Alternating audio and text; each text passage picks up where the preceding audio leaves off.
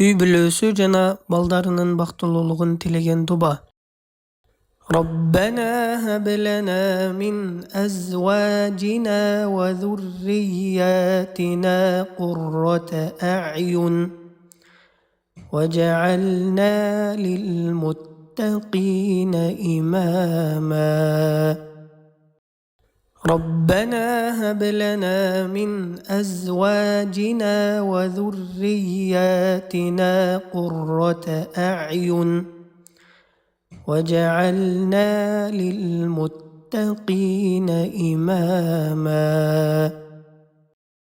ربنا هب لنا من أزواجنا وذرياتنا قرة أعين وجعلنا للمتقين إماما.